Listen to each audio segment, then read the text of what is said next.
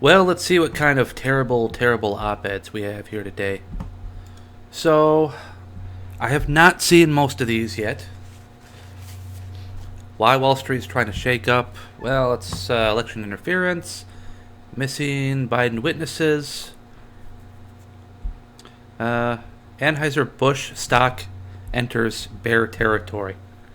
It's a really long-winded way of saying they lost a bunch of money.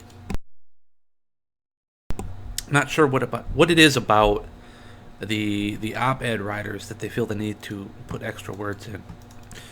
Haven't seen this before. Russian public support for Putin remains high despite concerns about Ukraine war. Well, yes. See what the cartoon is. Sir, Russia's running low on troops and tanks, but we have a plan. We have a giant slingshot. Come on, guys.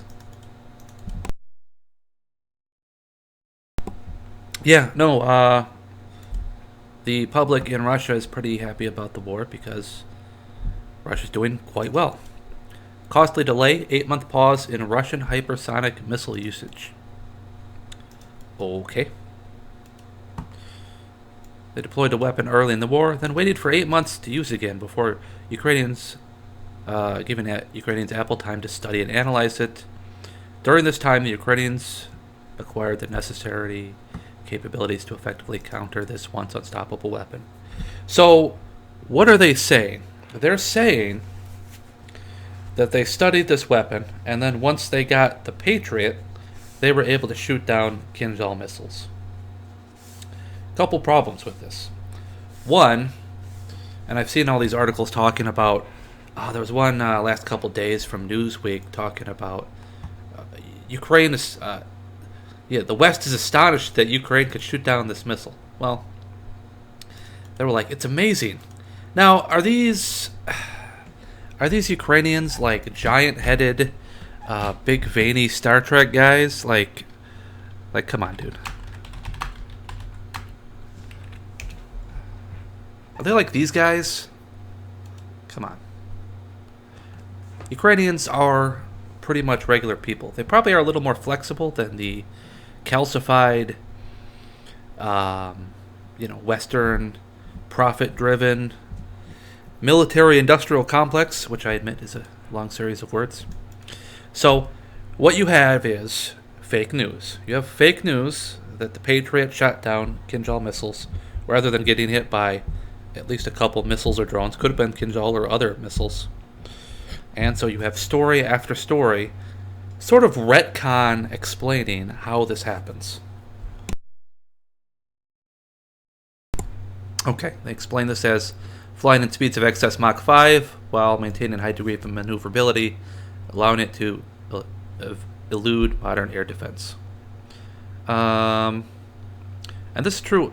Only China and Russia currently have hypersonic missiles. Now, the U.S. has slated for sometime this year to get a long-range hypersonic missile. The Army's going to use it, and they've got to call it the conventional something prompt system for the exact same system in the Navy. Why they love to come up with new acronyms, I don't know. But these are ballistic missiles. They go up into the stratosphere, and they come back down, and they go quite fast, and slow down a bit, but that's not what the Kinzhal does. What the Kinzhal does, and probably some of the China stuff, which they may or may not have gotten help from Russia, is they fly horizontally, and they go very fast. They go above Mach 5, which gives them kind of like a plasma shield. Hard to see on radar. They probably slow down below Mach 5 before they hit their target. And they also have a low-profile radar signature, and they drop decoys, possibly as many as 6. The Iskander, which is based off of, has like 6 pods at the rear. And it's been theorized that's where these decoys come out of. I love the cow commercial. Alright, so they're going to throw a bunch of words at these. But at the end, they're basically going to say, yeah, well, Ukraine actually shot these down. Most probable explanation for these pauses is that the Russian military lacked a sufficient stockpile of these weapons. Rather, it took 8 months for the Russians to procure additional missiles. This is based on what exactly? Now keep in mind, that Russia fires probably a few hundred Grad, Schmerz, Tornado S missiles every day. And I don't know how many air defense missiles they use, but it's probably a few dozen every day. Now, the Kinzhal's big. It undoubtedly has some advanced tech, including, probably, well, it would have to have excellent heat shields. And I don't know what's going on with this rocket. It probably is able to shut itself off and start itself off again, on again, to maneuver. It can certainly adjust its thrust, which is actually a very old technology. Adjusting its thrust in different angles is something that you saw in the old Scud missiles, which, if you know, the Patriots were also not able to shut down. Well, shoot down and shut down. So here Forbes is going to say, they're pointing to Forbes. Forbes is saying that Russia is running out of ammunition. But these same group of peoples, of big brain guys, have been saying that Russia's going to run out of ammo. I remember last spring, last summer, last fall, and the winter, and the spring, and we're about done with the spring. It's now we're into June. When will ammunition shortage end Russia's artillery? When was this? April 5th this year. And short answer, they have no idea. They're also talking about artillery, not missiles. They're talking about the rate of fires falling off. I see very little evidence of that. I see no evidence of that. And, you really don't know how many shells Russia had stockpiled and how many they're making. I'm not even going to deal with this nonsense. Russia will experience critical ammunition shortages in the next 2 months. This goes to Kiev Post. Kiev doesn't know anything. You see no evidence of any of this, so let's just clear this up. Wagner chief appears to escalate. Yeah, this guy's still being a douche. Oh my god, what is this guy talking about?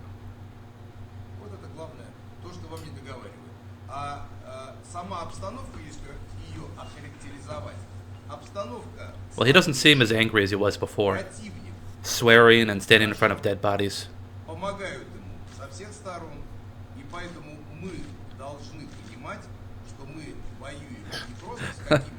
They're commenting on the floor mats behind him.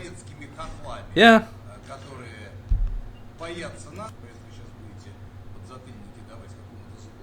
We must be strong. If you come and they're a professional boxer, you leave the ring with a broken jaw. We can make sure that the country doesn't leave the ring. This doesn't sound like a feud between Prigozhin of the Wagner Group and of Russia. Now, I just want to take a step back. These op-eds are quite bad. By the way, did you know there is a new private military group in Russia? It's called Storm Z. Probably not. Some of you maybe. Why? Nobody talks about it. I mean, this guy is like a pro wrestler. You hear him talk. Nothing else. Biden shows growing appetite to cross Putin's red lines. In Real Clear Defense, this was saying the West does. The U.S. is brandishing its desire to enter the war against Russia. Excuse me. I don't think that America wants to go to war with Russia. This guy may want to send young people to go fight in the mud pits of, the hedgerows and farms of Ukraine. I don't think the average American wants to. Not at all. So they're talking about managing the risk of escalation. Yeah. So one of the things the U.S. is doing is they're saying, hey guys, we're going to give you these long-range weapons, and we're going to do everything we can. But, here I'm doing a big wink. Don't attack Russia. Which, I mean, if you think about it, if you wanted to beat Russia, you would have to go deep into Russia where the factories are. You would have to go to Moscow. You would have to go... I'll look up where the factories are later, but they're all over the place. They're not... here. There's a few oil depots and such things. We've had excursions, maybe going a few miles in. That's not going to stop the factories, guys. So it's, on the one hand, kind of feckless, not enough. And on the other hand, really irresponsible. And this guy, who, by the way, just fell. He just fell kind of ridiculously. I mean, I don't want to make fun of the guy, but, you know, I'm a bigger guy than that. Good Lord. Let me go to Breitbart. Oh, we're no longer talking about Biden falling. So, Breitbart is doing what Fox used to do. They just have, like, this scare tactics for old people, day in and day out. Yeah, you can see the clip. He falls. Good Lord. Anyway, this is the guy. Stumbly, bumbly, sleepy Joe Biden, falling to his knees, falling upstairs. This is the guy that calls you fat and challenges you to push-up contests. This is the guy that talks about how he beat up, God, what was his name? Corn Pop, who doesn't exist. This is the guy that maybe want to send troops to Russia, but not America. By the way, where's the recruiting crisis that got solved because everyone wants to join the army to go fight Russia? Yeah. Russia fumes as blah blah blah. Developer plans to open office in Ukraine. Russia is fuming. Well, I'm pretty sure BEA is going to get blown up as soon as it comes into the... Look at these commercials. All of them completely stupid. Actually, I'm going to rant about something else for a second. So this is like scam artist levels of ads, where they just have ad after ad after ad. You know, they're not going for clicks. They're going for, we'll just have this many ads, and they're all nonsense. They're all low paying. Like who's paying for hikers discover hidden truth daily story, other dumb social media. There's Tucker Carlson, ad after ad. I wonder if there's any end to these ads. I'm just curious. Doesn't look like it.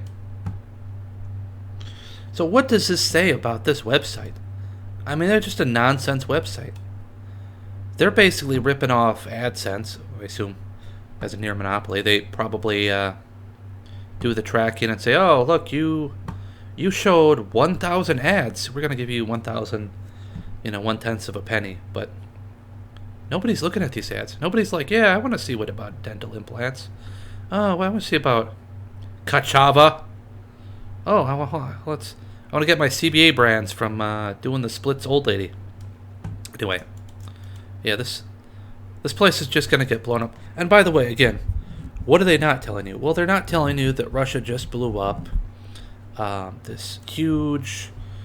it's basically the spy center for Ukraine, and probably the actual target was the bunker underneath it. So Simplicius the Thinker is talking about it, and they'll show the damage, how it got blown up, and they're trying to kind of cover it up. He's talking about how they stopped the bridge traffic, and they're running around arresting people who take photographs and all that sort of stuff. You don't clamp down on the media if the media is telling good things.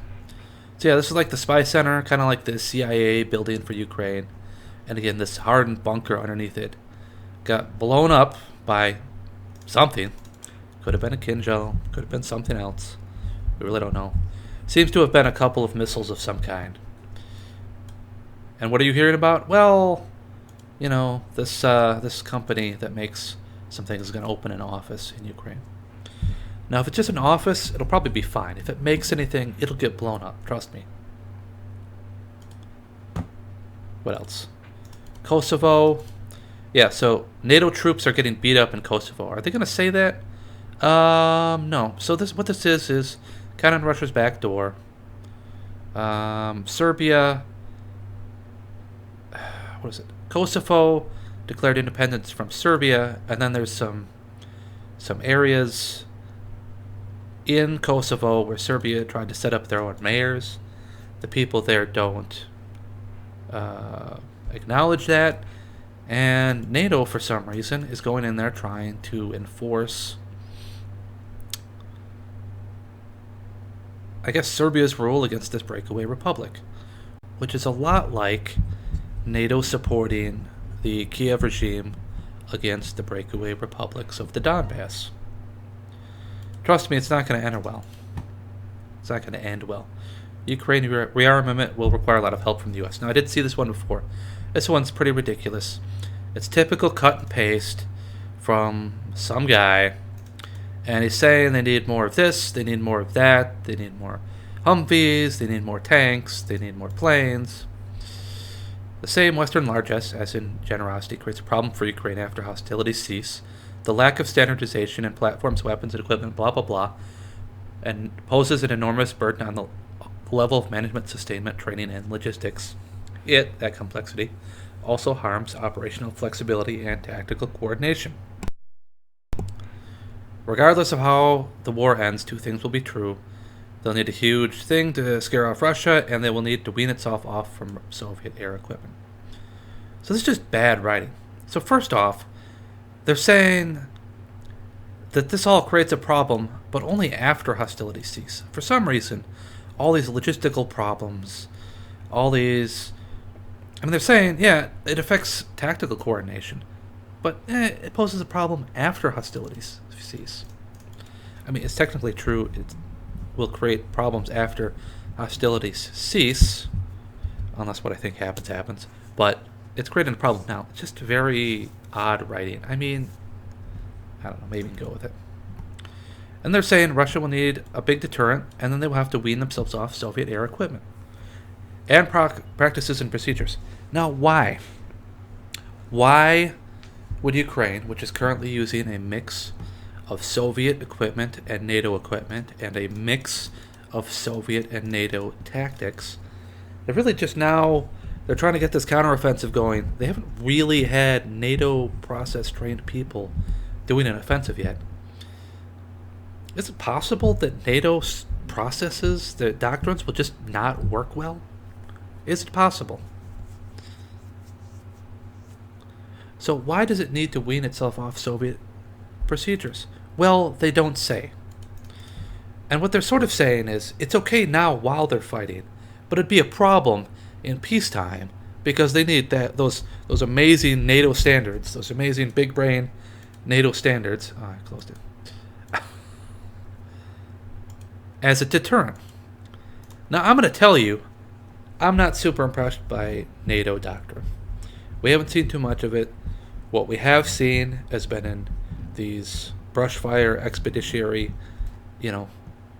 wars against goat farmers, and you've got American soldiers patrolling poppy fields and oil fields. What we've seen is that NATO is not prepared to fight on the scale that Russia is, and they don't have any answers for such things as GPS jamming and lack of air superiority. But for some reason, these Soviet procedures are very primitive and they don't work or anything like that. And of course, there's a problem. Regardless of how the war ends, they say this stuff. Are you sure that Ukraine will exist? Are you sure that Ukraine will exist and not be entirely demilitarized like we did to Germany and we did to Japan? Are you sure? Maybe Poland will grab a big chunk of it and the rest will have to be demilitarized. I mean, if we've run out of ammo, how can we impose our will such that, that whole thesis means anything? Anyway, a lot of bad takes, as people are pretty delusional. See ya.